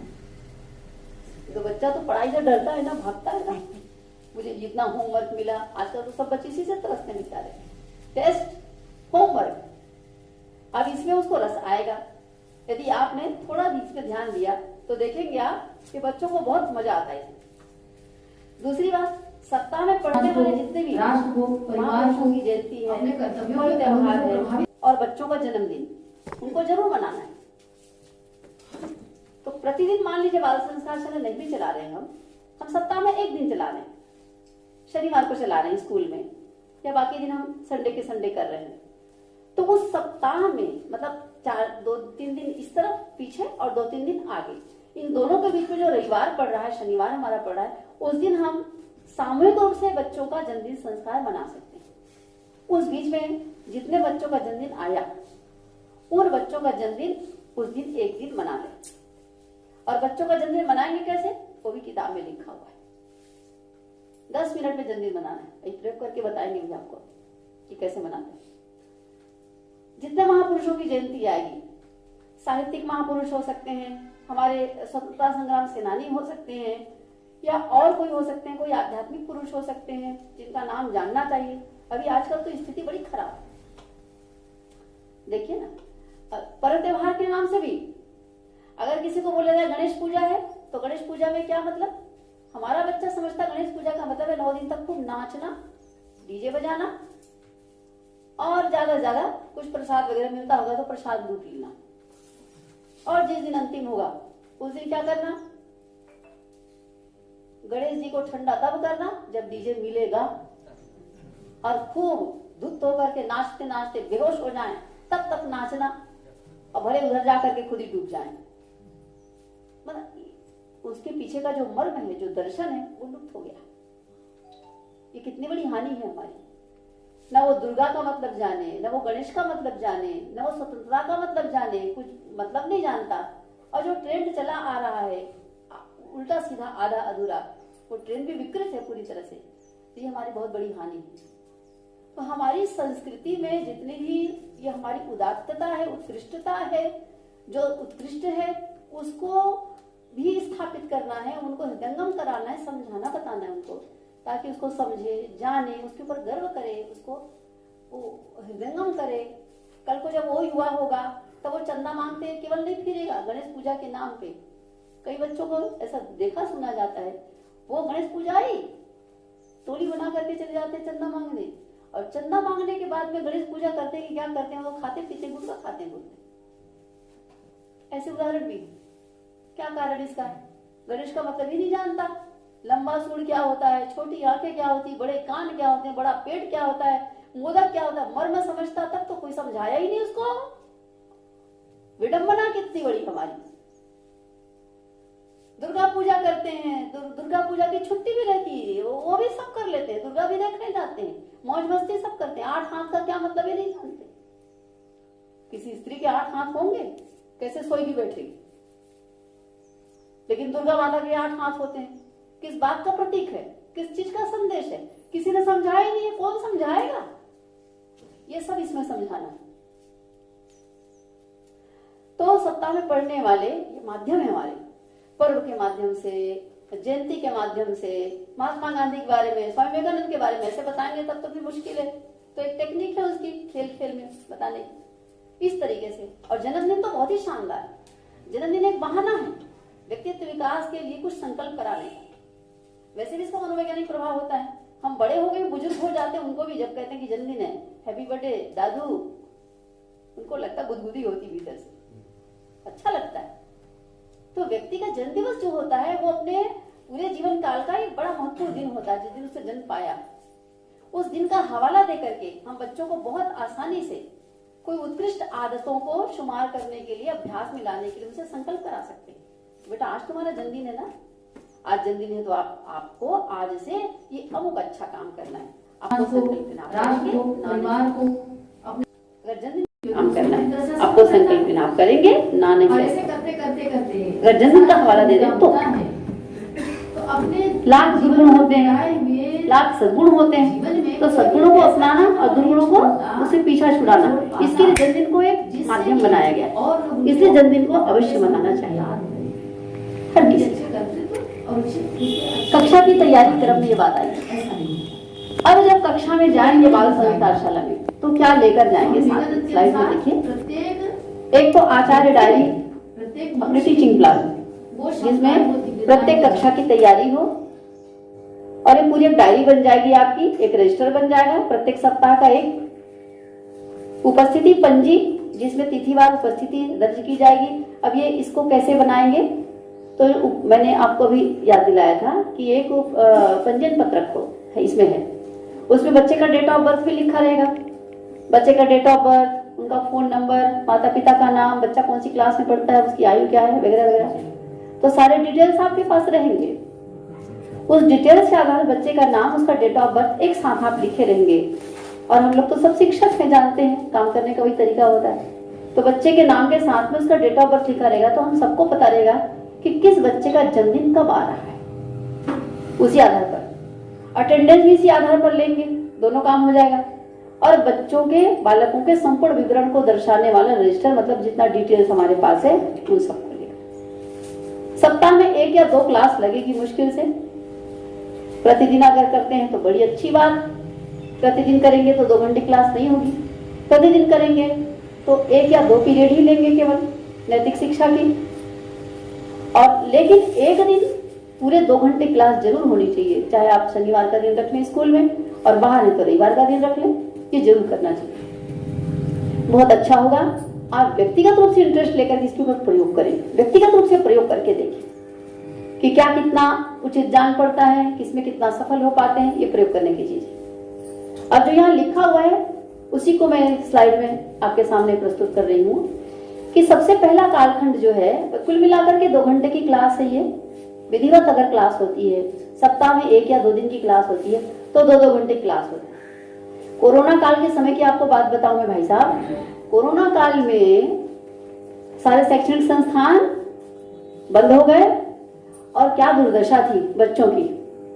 उस समय ऑनलाइन बाल संस्कारशाला का प्रावधान हम लोगों ने, भगवान की कृपा से हमारे हाथ लगी और ऑनलाइन बाल संस्कारशाला आज भी चलती, उसको बंद नहीं किया, क्योंकि जैसे वर्चुअल मीटिंग कभी भी किसी भी स्थिति में हो सकता है और सबसे ज्यादा सुविधाजनक है, उसी प्रकार से बाल संस्कारशाला भी अभी तक बंद नहीं हुई। और सब जिलों में अपने अपने स्तर पर लोग जो है वो शिक्षक लोग इसको चलाते हैं, व्यक्तिगत रूप से चलाते हैं, अपनी आईडी में चलाते हैं। आपके धमतरी में भी चलता है, जिले में हमारे भाई साहब बैठे हैं, ये स्वयं संचालित करते हैं, किशोर संस्कारशाला संचालित करते हैं, बाल संस्कारशाला संचालित करते हैं। तो मैं ये बताना चाहती हूँ आपको कि ये एक ऐसा माध्यम है जिसके माध्यम से आप न्यूनतम कम से कम और अधिक से अधिक कुछ भी कर सकते हैं। ऑनलाइन होता तो 2 घंटे का नहीं होता, 1.5 घंटे का होता है। आपके स्कूल में होगा तो भी आप 1.5 घंटे का लगभग प्रत्येक पीरियड में 1 घंटा एक पीरियड ले सकते हैं। शनिवार को करेंगे तो 2 घंटे का कर सकते हैं, आप बड़ी आसानी से कर सकते हैं। तो 2 घंटे की क्लास को 4 भागों में बांटा गया है, 25, 25, 25 और 45। ये साधनात्मक कालखंड है। प्रथम कालखंड को कह सकते हैं 25 मिनट का, प्रार्थना कर लिया 6 मिनट, वंदना 7 मिनट, जप ध्यान 7 मिनट, शुभकामना कर दर्शन, धरती माता को प्रणाम। अब इनके पीछे के मर्म को समझो। ये संस्कृत का है सारा, प्रार्थना तो हिंदी में है, वंदना जो है वो संस्कृत में है, जप ध्यान, इसके पीछे के विज्ञान पर ध्यान दिया गया है कि मंत्र अपने आप में एक विज्ञान है। जब मंत्र को बार बार उच्चारित किया जाता है तो एक साइकिल बन जाता है और उससे शक्ति पैदा होती, गति से शक्ति पैदा होती। ये वैज्ञानिक सत्य हम सब जानते हैं। जब आप बार बार बोलते हैं राम राम राम, ओम नमः शिवाय, या किसी भी धर्म का मंत्र हो गया, जब उसका लयबद्ध तरीके से उसका उच्चारण किया जाता है तो उससे एक शक्ति पैदा होती है और वो शक्ति जो होती है वो साधक के आंतरिक परिष्कार का भी कारण बनती है और बाहरी परिवेश को भी शुद्ध और पवित्र बनाने का काम करती है। इतना ही नहीं, अंतरिक्ष में जो उसके समान सजाती तत्व होते हैं, शक्तियां होती है, उनको खींच करके लाती है और साधक के पास वापस ले जाती है। इसीलिए इस प्रकार का काम जो मन से करते हैं, विश्वास पूर्वक करते हैं, उनमें ताकत रहती है। कारण उसका ये मंत्र विज्ञान है। मंत्र, पूजा पाठ, ध्यान, ये पूजा पत्री, इस प्रकार की बातें सोचने वाले कि ये तो फालतू लोग का काम है, जिनके पास टाइम ज्यादा है उनका काम है, गलत बात है, ये गलत धारणा है। बल्कि जो ज्यादा एक्टिव है, जिनको ज्यादा शक्ति चाहिए, जिनको ज्यादा प्रतिकूलताओं को सहना है, जिनको ज्यादा प्रोग्रेस करना है, जिनको ज्यादा विकास करना है, उनको ज्यादा से ज्यादा ध्यान चाहिए, जप चाहिए, ज्यादा से ज्यादा मंत्रोच्चारण चाहिए, उनको ये सब चीज ज्यादा चाहिए। बूढ़े आदमी को क्या करना है? बूढ़ा आदमी अपना जीवन जी चुका है और टेढ़ी लकड़ी टेढ़ी हो गई है, सूख गई है, उसको कितना सीधा करेंगे? वो तो पट से टूट जाएगा, पट से टूट जाएगा, कुछ काम नहीं करेगा। और छोटे बच्चे ध्यान करने में बहुत होशियार होते हैं। 5 वर्ष की उम्र से बच्चों को ध्यान का अभ्यास किया जाता है और जैसे जैसे उम्र बढ़ती जाती वैसे वैसे ध्यान का अभ्यास भी बढ़ता जाता है। वैज्ञानिक दृष्टिकोण से देखा गया है कि ध्यान की कितने ध्यान की आवश्यकता है। प्रत्येक मनुष्य को ध्यान की आवश्यकता है। आप कौन सी जाति के हैं, धर्म के हैं, कौन से संप्रदाय के, कौन से भगवान गुरु को मानते हैं, ये तो साइड की बात है, आपका व्यक्तिगत मामला है, इसके बारे में तो कोई बात ही नहीं करनी। पर ध्यान, मेडिटेशन जीवन की, जीवात्मा की अनिवार्य आवश्यकता है। जितनी हमारी उम्र होती उतने मिनट का ध्यान आवश्यक बताया गया है। किसी की उम्र 30 साल की, उसको 30 मिनट का ध्यान आवश्यक है। किसी की उम्र 60 साल की, उसको 60 मिनट का ध्यान आवश्यक है। 5 वर्ष की उम्र से ध्यान आरंभ कर सकते हैं, ये ध्यान वेत्ताओं ने स्पष्ट किया है। बहुत बड़े बड़े ध्यानी हुए हमारे देश में, और जितने हमारे देश में उतने तो किसी देश में नहीं। बाहर भी हुए हैं बहुत ऊंचे ऊंचे स्तर के लोग। हम उस दिशा में भी थोड़ा सा सर्च करेंगे, सब एक से एक चीजें मिलेंगी हमको। ज्ञान का था भंडार पड़ा है जो स्पर्श नहीं किया गया है। हमारी प्रार्थना, वंदना, जप, ध्यान 7 मिनट, 6, 7, 7 मिनट, और जो कुछ भी हमने प्राप्त किया उसको शुभकामना कर दर्शन। इसका तत्वदर्शन क्या है? शुभकामना। लोग दूसरों के लिए कामना नहीं, केवल अपने लिए एप्लीकेशन तैयार करते हैं। अमुक देवता की पूजा प्रार्थना करें तो हमको क्या चाहिए, पहले ये लंबी लिस्ट तैयार हो गई। किसी के यहाँ वो पूजा करने जाएंगे तो हाँ, माता पिता पूछते क्या मांगा, ऐसा ऐसा मांगना, उसका सोशलाइजेशन इसी तरीके से होता है। अरे मांगने के लिए पूजा पाठ नहीं किया जाता। कई लोग तो ये भी बोलते हैं इतने दिन तक पूजा किए, क्या मिला तुमको? अरे पाने के लिए पूजा नहीं किया जाता भाई, पाने के लिए ध्यान नहीं किया जाता। किसी ने हमें कुछ दिया है तो थैंक्स भी तो करना पड़ेगा कि कृतज्ञ हो जाएंगे। जो कुछ हमने पाया है उसके लिए धन्यवाद भी तो करने की एक विधा है ना। जो समझदार सज्जन लोग हैं, यदि हम उनको थैंक्स भी नहीं कर सकते, मतलब हम तो चोरों की श्रेणी में आ जाएंगे। हम केवल खाना जानते हैं, हम केवल लेना जानते हैं, हम धन्यवाद तक करना नहीं जानते। मतलब कैसी हमारी सज्जनता, कैसी हमारी क्वालिटी। तो पूजा पाठ का संबंध इससे नहीं है कि मेरे घर में कोई बीमारी मत पड़े कोई, या मुझे कोई तकलीफ ना आए। इससे आध्यात्मिकता का, पूजा पाठ का कोई भी संबंध नहीं है। ध्यान मेरी जीवात्मा की मौलिक आवश्यकता है, जैसे भोजन, नींद मौलिक आवश्यकता है उसको पूरा करने के लिए। तो आध्यात्मिकता, ये प्रेयर, ये सब बहुत आवश्यकता है जिससे कि अपनी मौलिक आवश्यकता की पूरी होती है। शुभकामना, सबके लिए शुभकामना करना। अभी हम लोगों ने पिछले देखा सामाजिक उसमें मूल्य में सद्भावनाएं, सबके लिए प्रति स्नेह, सद्भावना, सबसे सहयोग लेना, सबको सहयोग देना, ये शुभकामना जब करता। सर्वे भवन्तु सुखिनः, सर्वे सन्तु निरामयाः, सर्वे भद्राणि पश्यन्तु मा कश्चित् दुःखं भवेत्। जब बच्चा बोलता है और उसका अर्थ जब समझाया जाता है तो उसको लगता है, समझ में आता है कि सबके लिए शुभकामना करनी चाहिए। ये मेरा भारत देश वैसी है जहाँ पर सबके लिए शुभकामना की जाती है। इधर से लाओ, इधर से खींचो, यहाँ से पाओ, देव देव देव, कुछ काम करेंगे। बाल संस्कार शाला में कई लोग बोलते हैं मेरे क्या मिलेगा पढ़ाऊंगा तो। अरे भैया तुमको अवसर मिल रहा है सेवा का, इसको समझो। इतना समझ में आ जाएगा तो बड़ी बड़ी चीजें भविष्य में पाओगे। हर चीज में पूछते हैं, किसी को ट्यूशन पढ़ाना है तो ट्यूशन पढ़ा, ट्यूशन का मतलब ही तो मिलना, लेकिन सेवा में तो नहीं मिलता। तो ये शुभकामना जो है उसके पीछे चीज छुपी हुई है। कर दर्शन कराया जाता है, कर दर्शन हाथ। लोग श्रम से जी चुराते हैं, अपना वजूद नहीं समझते, अपने ऊपर अभिमान नहीं करते। कर दर्शन ये सिखाता है कि अपने हाथ में ही लक्ष्मी, काली, सरस्वती, दुर्गा सब कुछ। कराग्रे वसते लक्ष्मी, कर मध्ये सरस्वती, कर मूले तो गोविंद, प्रभाते कर दर्शनम। ज्ञान भी, धन भी, वैभव भी और परमात्मा भी सब कुछ जो है इस हाथ से परिश्रम करके अपने जीवन में प्रयास करके पुरुषार्थ करके ही पाया जा सकता है। इसलिए कर दर्शन किया जाता है, कोई और नहीं। मेरे भाग्य का निर्माता मैं स्वयं हूं, यह सिखाने के लिए कर दर्शन। बताइए कितना गहरा मर्म है इसके पीछे। ये कोई पूजा पत्री की बात नहीं है, ये कोई हिंदू मुस्लिम की बात नहीं है। धर्म के आडंबर में इसको ना लपेटा जाए। धरती माता को प्रणाम। अगर कोई ये कहे कि ये धरती माता को प्रणाम तो आपके धर्म में कहा जाता होगा, मैं कहती हूँ तो क्या धर्म है वो और क्या वो शिक्षण है जिसमें धरती माता के को प्रणाम नहीं किया जाए। धरती माता के शुक्रगुजार ना हो तो धरती माता को प्रणाम के साथ में ये उनको महसूस कराया जाता बच्चे को कि ये माता सबसे पहली माता है। जननी जन्मभूमि से स्वर्गादपि गरीयसी, स्वर्ग से भी उत्तम उन्नत और सर्वप्रथम अगर कोई माता है तो वो धरती माता हमारी है, हमारी जन्मभूमि, जिसने हमें जन्म दिया और मरने के बाद भी जिनमें हम समा जाने वाले हैं। और ज्ञान से लेकर के अन्न जल वस्त्र से लेकर के ज्ञान से लेकर के सब कुछ हमको अपनी भारत माता से धरती माता से मिलती है।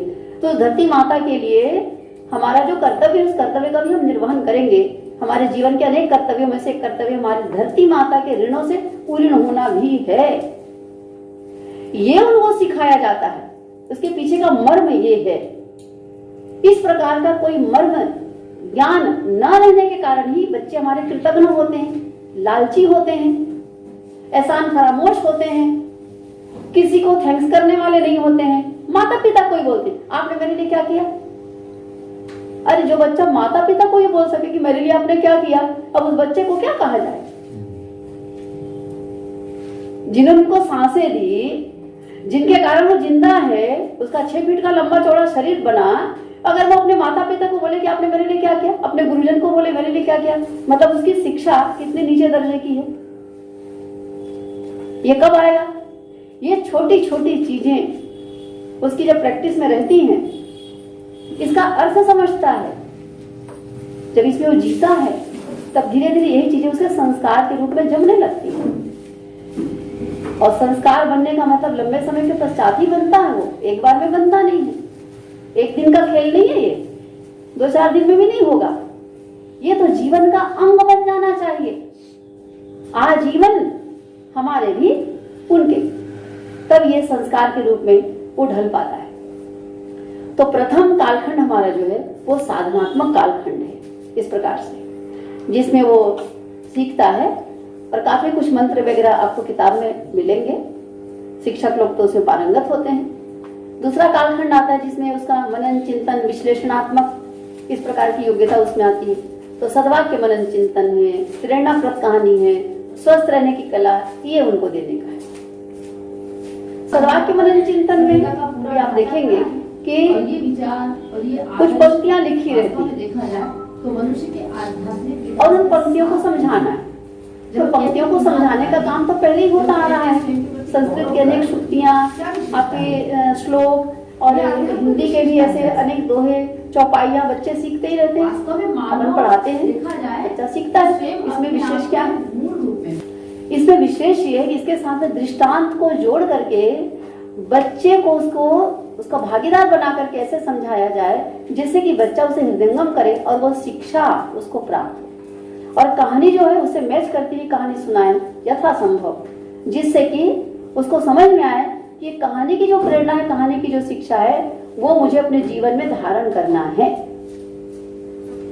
आवत ही हर्षय नहीं नैनन नहीं स्नेह, अब आने पर जिसके हर्ष नहीं है और अच्छा नहीं लगता जिनको, उनके घर में जाने से क्या फायदा, उनके घर में जाओ ही मत। अब ये तो एक कुछ सेकंड में खत्म हो गया ना, 1 मिनट भी नहीं लगा। करत करत अभ्यास के जड़मती हो तो सुजान, रसरी आवत जाते सिर पर परत निशान, 1 मिनट नहीं हुआ, खत्म हो गया। अर्थ बताएंगे तो भी वो 1 मिनट नहीं लगेगा। 1 मिनट में दोहा भी और वो चौपाई और उसके अर्थ सब खत्म, फिनिश हो जाएंगे। लेकिन इतने बात नहीं करनी। आप बच्चे को दृश्य के माध्यम से, एक्टिंग के माध्यम से, दोहराने के माध्यम से अभी कराएंगे, प्रैक्टिकल कराएंगे, तो उस माध्यम से थोड़ा उस बच्चे को उसमें उतरने दीजिए, उनके भीतर प्रवेश होने दीजिए, आप स्वयं उसमें रस लीजिए। और उसके साथ कुछ दृष्टांत को जोड़िए कि देखो इसने अभ्यास किया। आइंस्टीन की इसमें बढ़िया एक प्रसंग आता है कि आइंस्टीन पहले बुद्धू नाम से प्रचलित थे अपने दोस्तों के बीच में। आइंस्टीन पहले आइंस्टीन थोड़े, तो वैज्ञानिक बनने में तो बड़ा हाथ उनका था अभ्यास का, तो कैसे हुए। अब उसको आपने जोड़ दिया, तो आप में से किसको किसको आइंस्टाइन के समान बनना है बताओ, किसको किसको कलाकार बनना है, किसको किसको होशियार बनना है बताओ। तो बेटा ऐसे नहीं बनोगे आप, आपको तो ऐसे ऐसे करना पड़ेगा। कितने लोग करना चाहते हैं बताओ। तो हर चीज प्रश्नोत्तरी के माध्यम से उनका पार्टिसिपेशन बढ़ना है। मनोविज्ञान का सहारा लेते हो, बाल मनोविज्ञान। बाल मनोविज्ञान ये कहता है कि उनको थोड़ा हंसाइए, गुदगुदाइए, उनको अच्छा लगेगा, नाम लेके पुकारिए, अच्छा लगेगा, प्रश्नोत्तरी शैली में बोलिए, और जब जवाब दे तो शाबाश क्या बात है, अरे वाह वेरी गुड, क्या बात है, क्या जवाब दिया, तालियां बजाओ भाई सब लोगों के लिए, तालियां बजवा दिया आपने। बच्चा एकदम खुश फुल्का होता है, उसको लगता है कि हाँ आचार्य जी मेरा नाम जानते हैं, अरे वाह मुझे नाम से पुकारा, मैंने जो जवाब दिया तो उससे खुश हो गए मेरे आचार्य जी, देखो मैंने जवाब दिया, सब लोगों ने सुना, तो तालियां बजी मेरे नाम से। बाल मनोविज्ञान आमतौर पर हम लोग जो पढ़ाई करवाते हैं बच्चों को, तो वहां तो हमारे ऊपर प्रेशर रहता है पाठ्यक्रम को पूरा करने का। पीरियड की घंटी बज गई, जल्दी बजने वाली है, जाना है, कई लोग घंटी बज जाती है उसके पहले निकल आते हैं, घंटी बज गई फिर भी नहीं पहुंचे हैं। समय का टोटा रहता है, लेकिन यहाँ पर समय को ध्यान में रख करके नहीं, बच्चे के भीतर प्रवेश कर उस बात को ध्यान में रख करके हम सारे काम को करने। ये बहुत शानदार तरीका है। इस तरीके से कहानी बताएं तो भी, सद्वाक्य मनन चिंतन कराएंगे तो भी, और ये जो स्वस्थ रहने की कला, और उसके पश्चात ये जीवन जीने की कला आती है। तीसरे स्लाइड में, अगला स्लाइड देखें, जीवन जीने की कला। तो यही प्रयोग है जो सामने दिया है। प्रयोग का मतलब कुछ सामग्री के माध्यम से कुछ उनको प्रयोग करके दिखाते हैं, ताकि उनके बाल मस्तिष्क में वो शिक्षाएं अंकित हो जाएं। जैसे उदाहरण के लिए स्वस्थ रहने की कला के अंतर्गत प्रातःकाल उषा पान करना चाहिए। अब आपने भाषण दे दिया, जैसे भी हम लोग बड़े लोग बैठे हैं, परिपक्व लोग, तो यही शैली है बात करने की। छोटे बच्चों के बीच भी उसी प्रकार से आपने भाषणात्मक तरीके से बोल दिया, बच्चा भूल भी जाएगा। लेकिन आप उसको कुछ साधनों के माध्यम से नाटक नौटंकी करके, कुछ प्रयोग करके जब बताते हैं, ये क्या है देखो, ऐसे करने से क्या होता है, ये ऐसा होता है, हाँ तो आपको भी ये करना है, तो वो चीजें उसको रोचक भी बना देगी और हमेशा के लिए उनके बाल मन में अंकित हो जाएगा। वो भूलेगा नहीं कभी। जब भी उन वस्तुओं को देखेगा, उन सामग्रियों को देखेगा, तो उसके दिमाग में बातें तुरंत कौंध जाएगी कि मेरे आचार्य जी ने इस साधन को, इस सामग्री के माध्यम से मुझे यह शिक्षा दी, और उसको याद करेगा।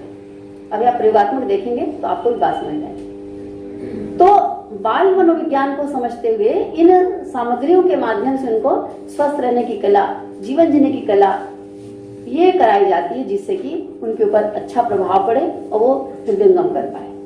मतलब ज्यादा से ज्यादा बेहतर तरीके से शिक्षण की पद्धति को ये रखा गया। महापुरुषों के प्रेरक प्रसंग या जन्म दिवस संस्कार। महापुरुषों के प्रेरक प्रसंग ये एक टुकड़ी को लेकर के, जैसे महात्मा गांधी का या स्वामी विवेकानंद का लंबा चौड़ा जीवन है, लेकिन यदि हमें कोई एक छोटी सी प्रेरक प्रसंग को सुनाने की बात आती तो बहुत कम समय में हो जाता है। स्वामी विवेकानंद की उनके ध्यान के प्रति उनका जो मनोभाव था, या अपने गुरु के प्रति जो समर्पण था, किस प्रकार की चीजों को लेकर के यदि बताते हैं, तो छोटी सी टुकड़ी को, किसी एक टुकड़ी को लेकर के बताएंगे, कोई प्रसंग को लेकर बताएंगे केवल, तो जल्दी हो जाता है। या जन्मदिवस संस्कार मनाएंगे, जन्मदिन संस्कार अगर है तब जन्मदिन संस्कार तो मनाना ही, इसको तो मिस करना ही नहीं है, तो 10-11 मिनट में ये भी हो जाएगा इस प्रकार से। और अंतिम जो है कालखंड,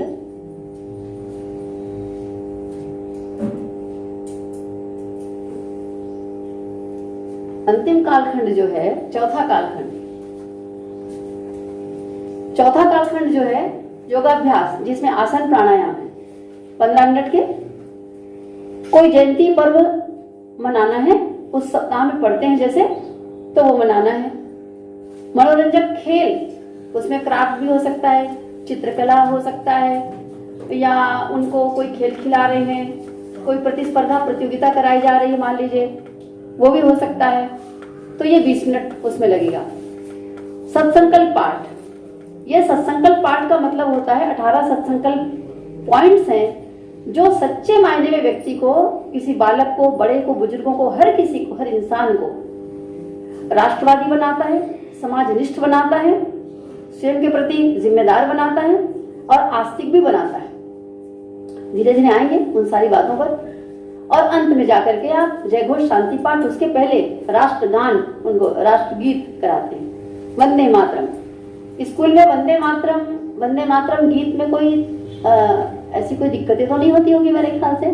इसमें है वंदे मातरम गीत कराया जाता है।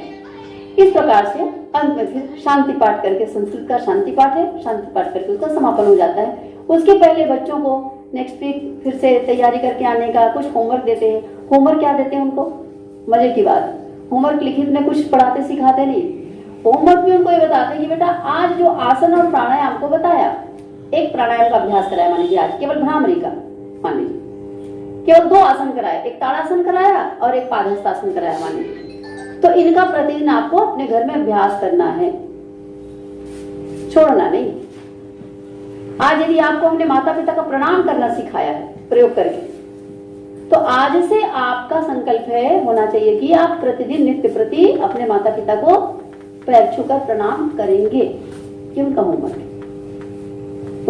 लिखने पढ़ने वाला ना होकर के आचरण वाला होमवर्क रहता है, अभ्यास वाला होमवर्क रहता है। इस तरह से और भी उनको कहा जा सकता है, काफी कुछ है कि प्रति सप्ताह जो आएगा, जैसे अटेंडेंस, हाईएस्ट अटेंडेंस जिनका रहता है उन बच्चों को इनाम दिया जाता है, या जो अच्छे डिसिप्लिन बच्चे होते हैं उनको भी इनाम दिया जाता है। तो बेटा जो ज्यादा डिसिप्लिन रहेंगे, ज्यादा जो इस प्रकार से अटेंडेंस जिनका रहेगा, हाईएस्ट अटेंडेंस रहेगा, फर्स्ट सेकंड आएंगे, उनको भी उपहार दिया जाएगा भी कहा जाता है, कह सकते हैं। हर सप्ताह कुछ ना कुछ खेल खिलाते ही हैं, फर्स्ट सेकंड उसमें आते हैं, उनको छोटा मोटा उपहार दिया जा सकता है। 5 रुपए 10 रुपए का प्रतीकात्मक, केवल बच्चों में को प्रेरित करने के लिए। इस तरीके से ये हमारा 2 घंटे का कालखंड जो है वो संपूर्ण होता है। इस 2 घंटे के कालखंड के पूरे होने पर सप्ताह में अगर एक दिन भी बाल संस्कारशाला चलती है तो बहुत प्रभावशाली होती, बहुत इफेक्टिव होती। अब हमें ये सोचना है कि हम कहाँ चलाएंगे और कैसे उसकी तैयारी करेंगे। मैंने दोनों बातें आपके सामने रखी है ना। और इसके पश्चात अब प्राइवेट का क्रम आएगा, अगला जो अपना कालखंड है यहाँ का। अभी ब्रेक रहेगा, तो अपनी बात इस कालखंड के लिए मैं समाप्त करती हूँ और आगे के लिए भाई साहब। बहुत बहुत धन्यवाद दीदी। साथियों, यहाँ पर जितने भी बातें हमारे बीच में रखा गया, उसमें से जगह चयन, बच्चों का चयन, ये हमारे लिए लागू नहीं होता। हमारे लिए जगह भी चयन हो गया है, बच्चों के भी ये नहीं है कि इस उम्र के लिए वो सब बातें हमारे लिए नहीं है ना। अलग से चलते हैं, कोर्स है, इसलिए वो बताया जा रहे हैं। हमको केवल करना है और करना है, क्योंकि हम जिस बच्चों के लिए करेंगे उसके साथ कुछ भी हो सकता है, कुछ भी हो सकता है सर। जिस बच्चों को हम जहां तक ले जाना चाहते हैं वो जा सकता है, बिल्कुल जा सकता है, इसकी गारंटी है। एक रतन टाटा एक पंचर बनाने का काम करता है, तो उसके पास साइकिल स्टोर भी नहीं था, दूसरे के साइकिल स्टोर में एक नौकर था। वो रतन टाटा आज भारत का हस्ती बन गया, तो उस बच्चे के साथ कुछ भी हो सकता है। धीरू भाई अंबानी पेट्रोल पंप का एक नौकर था, उसके साथ आज दुनिया में इतने बड़े महान हस्ती हो गए, तो वो बच्चे के साथ भी कुछ भी हो सकता है। 2 गज का लंगोटी पहनने वाला देश को आजादी दिला सकता है, गांधी जी बन सकता है, तो हमारे बच्चों के साथ कुछ भी हो सकता है। पेपर बेचने वाला एक आदमी, पेपर भी वो बेचने का काम नहीं करता था, पेपर दूसरा मंगाता था। उस बिंडल को केवल लोगों के पास बांटने वाला आदमी जब यहाँ के मिसाइल मैन बन सकता है, भारत का राष्ट्रपति बन सकता है, तो बच्चे के साथ कुछ भी हो सकता है। एक ट्रेन में चाय की केटली लेकर के चाय चाय चाय चाय और जूठा धोने वाला आदमी इस देश का क्या बन सकता है? वर्ल्ड का नेता बन सकता है, तो उस बच्चे के साथ कुछ भी हो सकता है। दूर की बात कहाँ जाने, एक चंदना की लड़की है श्वेता साहू, जिसको हमने पढ़ाया है, आज वो गोल्ड मेडल है एमटेक में, और वो विदेश में सोनी कंपनी का डायरेक्टर है, 5 लाख की जिनकी सैलरी है, वो जापान की टोक्यो में रहती है। तो कुछ भी बच्चों के साथ कुछ भी हो सकता है, हमें केवल प्रयास करने की जरूरत है। साथियों, इन्हीं बड़े उद्देश्यों को लेकर के डाइट के साथ विशेष मनन चिंतन करके आप लोगों को यहाँ पर बुलाया गया है। हमारे शिक्षक साथी निवेदन किए थे, लेकिन वो पार्ट टाइम समझ करके आया है, पार्ट टाइम समझ करके आया है, बाहर में केवल घूम रहा है। वो देख रहा है कि नाश्ता कब आएगा, नाश्ता करेंगे, फिर इधर उधर घूमेंगे और 4 बजे के वो घर चले जाएंगे। इस उद्देश्यों के लिए यहाँ पर नहीं बुलाया गया सर, इसके लिए काफ़ी मेहनत किया गया है। और इसको हम लोग अभी योग के बैठक में, साहू सर भी हैं, कलेक्टर साहब के हॉल में हम लोग परसों बैठक में गए हुए थे, वहाँ पर काफ़ी चिंता जाहिर किया गया है। अरबों रुपया की खर्च करके शासन जो है योग की किताबें बच्चों तक पहुंचाने के लिए विद्यालय में हर साल बांट रही है, बिल्कुल दिमाग खाते हुए। कोई हम इतने में से कोई कह दे शनिवार को हम लोग योग कराते हैं जरूर, लेकिन उस पाठ को बच्चों के सामने खोल करके पढ़ने के लिए शायद ही कोई टीचर होगा जो कहता होगा चलो योग की किताब खोलो, आज इसको पढ़ते हैं। ये हाल है। तो ये किताब भी आपके विद्यालय में जाएगा। इसके लिए अभी रणनीति बनाएंगे, प्रधान पाठकों की एक ब्लॉक में बैठक होगी और उस पुस्तक को खरीदेंगे और ये सतत चलेगी। शनिवार रविवार इसके लिए नहीं, अभी ट्रेनिंग जब आप और देंगे तब स्कूल के आधे टीचरों को बुला करके बचे हुए आधे टीचर को और इस प्रकार से 100% करके कम से कम हम बच्चों को प्रतिदिन सतत रूप से एक पॉइंट को लेकर के सतत चलने वाली प्रक्रिया में इसको जोड़ेंगे। व्हाट्सएप ग्रुप बनेगा, आपको नंबर जो दिया हुआ है, और मॉनिटरिंग टीम बनेगी ब्लॉक में। और ये इतना ही नहीं होगा सर, ये जो यहाँ से ट्रेनिंग हुआ है पहली बार, ये ट्रेनिंग को लेकर के हम लोग राज्यपाल महोदया के पास मिलने वाले हैं। ये दिख रहा है टोपी पहना हुआ, साला 8 साल बचा हुआ है, ये चला जाएगा, ऐसा नहीं है, ऐसा हो ही नहीं सकता। राज्यपाल महोदया के पास जाएंगे, वो भी इस मामले में काफी एग्रेसिव है, कुछ करने के लिए। वो भी मूल्य शिक्षा के ऊपर बात हुई तो वो बहुत आगे हैं, वो सुनती है बात को। वहां जाएंगे और उसको पूरे छत्तीसगढ़ में लागू करवाने के लिए उनसे आग्रह करेंगे। इसलिए यहाँ पर ये सब बन रहा है। तो इस ट्रेनिंग को गंभीरता से लीजिए, आज लीजिए, कल और है, निवेदन आपसे किया गया है, वैसे ही आइए भैया, कल प्रैक्टिकल भी होगी। तो यहाँ पर केवल पार्ट टाइम समझ करके ना आए, जो आए हैं सीखें और सिखाएं। मूल्य शिक्षा की बात होती है तो बहुत कुछ होता है। मेरे विद्यालय में क्या होता है, हम लोग जन्मदिन मनाते हैं। भारत में वृक्ष लगाओ अभियान करने की आवश्यकता नहीं है मित्रों।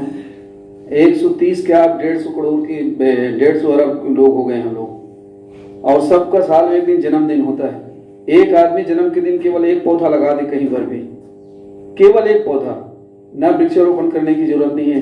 1.5 अरब पौधा हर साल इस भारत में रोपे जाएंगे, और ना जाने फिर उन पेड़ों को काटना पड़ जाएगा। क्योंकि मेरे स्कूल में पेड़ लगाते हैं ना, उसको हम लोग काटते हैं, जगह से नहीं। बच्चे का जन्मदिन होता है, पेड़ लगाते हैं, हम कहाँ लगाएं, तो थोड़ा बड़ा हो गया उस पेड़ को फिर काटते हैं। अब उस बच्चे को तालाब में लगा देना तो बच्चा, फिर छोटा सा बच्चा कहाँ घेरा लगाएगा, वो करेगा, ये करेगा। कुछ तो अपने घरों में लगाते हैं। तो ऐसी बहुत सारे विधाएं हैं और ये सब बैठ करके चर्चा करेंगे। तो ये सब करने की आवश्यकता है। जगह चयन, बच्चों का चयन, कब कालखंड, कब पढ़ाएं, ऐसा नहीं। शनिवार को भी नहीं, सतत रूप से हर टीचर को ट्रेनिंग दे करके बच्चों के साथ केवल काम करने का है। योग शिक्षा की पुस्तक की तरह दिमाग खवाते हुए इस किताब को नहीं रखे जाने हैं। अपने सुधार संसार की सबसे बड़ी सेवा है सर, इसको मैं पूरा विश्वास करता हूँ। मैं दूसरों के लिए, मैं सर जी को सुधारने की बात नहीं, अपने सुधार संसार की सबसे बड़ी सेवा है। पंडित श्री राम शर्मा आचार्य जी ने सिखाया है। हम केवल अपने को देखें, दूसरों को ना झांकें। और बच्चा, दीदी ने बहुत शानदार बात कही कि बच्चा टीचर को देखता है, वो टीचर को देखता है, बहुत खतरनाक है। एक बच्चा दूसरे बच्चों को सेप्टिक में लेकर के छुरा इसलिए भूखता है, गलत दबा कर इसलिए मारता है। जब उसे पूछा गया क्यों मारते हो, तो इसको मारूंगा तो कल छुट्टी मिलेगा। किधर जा रहा है हमारा शिक्षा? बताते हुए शर्म लगता है। मेरी गांव की घटना है और 15 दिन पहले की बात है। 9 पढ़ने वाला बच्चा टीचर का कलर उठाता है और मारने के लिए तैयार हो जाता है। कैसी शिक्षा दे रहे हैं हम लोग? ये स्थिति है आज। और उसके पालक को बुलाया गया, 9 पढ़ता है बच्चा, तो पालक आ करके पूरा गांव भर का बैठक रखना पड़ गया। इसकी बड़ी घरेली की बात है, हाई स्कूल की बात है। तो उसका पिताजी बोलता है ये बच्चा मेरे अंडर में नहीं है। 9वीं का बच्चा, पिताजी बोल रहा है ये बच्चा मेरे अंडर में नहीं है। तब ग्राम समिति वाले थर्रा गए, तब पूरे गांव को, पंचायत को बुलाना पड़ा। ले दे करके अंतिम में ये बात आई कि कैसनो करके ये माफी मंगवा लोगा, टीचर समझ जाते वो गुरु जी। तो अंतिम में आधा घंटा समझाने के बाद में बात आया तो ऐसा पांव पड़ा वो इधर मुकर। ये हाल है। कौन है जिम्मेदार सर? मिडिल में वो भी है, मिडिल स्तर में भी है।